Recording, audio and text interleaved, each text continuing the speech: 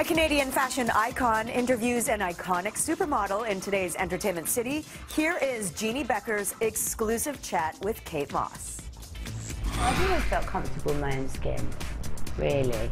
I always knew who I was, so I didn't really quite try and be anybody else. And there's nobody else quite like Kate Moss. The 90s supermodel icon has held the fashion world under her glamour grunge spell since that Calvin Klein Obsession ad campaign. Okay, when we think back to those glory days of, fashion. Those were the days, weren't they?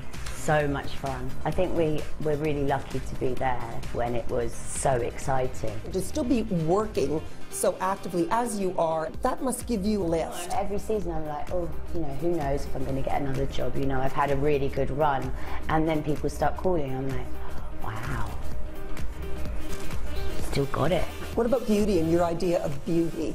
How has that changed over the years? I've always thought that beautiful people are the people that with the characters. I've been surrounded by models all my life, and they're sometimes not the most beautiful people, even though they look pretty.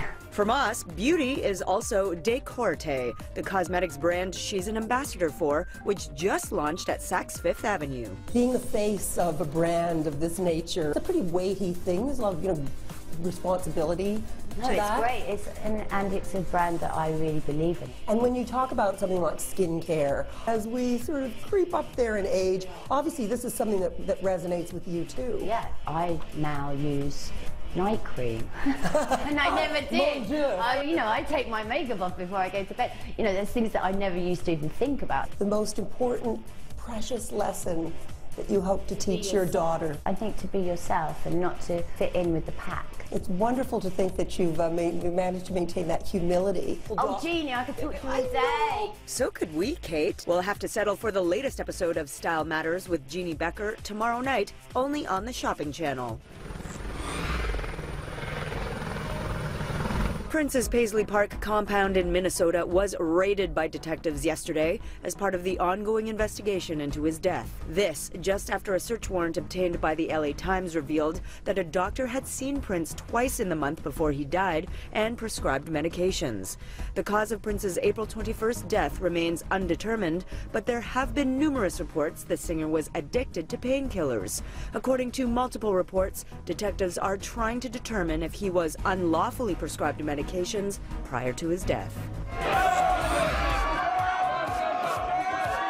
The red carpet is rolled out and the jury has arrived for the 69th annual Cannes Film Festival as the south of France gets ready for a dazzling 12 days of film. And there's a distinct Canadian presence in Cannes this year, with our own Donald Sutherland sitting on the jury for the top prize, the Palme d'Or. And 5 Canadian directors are screening their films during the prestigious festival, including Quebec's Xavier Dolan, who is up for the Palme d'Or with It's Only the End of the World, starring Cannes favorite Marianne Cotillard. Tune in all this week and next for your star-studded Cannes coverage. Just a companion. Just a cousin, sort of.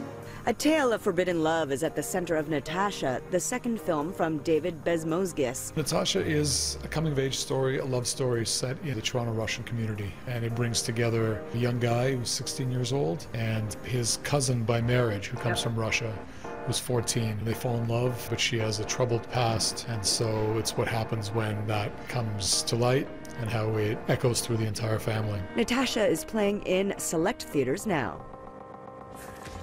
As always, be sure to get your entertainment news first in the morning and right here and anytime on Twitter @NCity.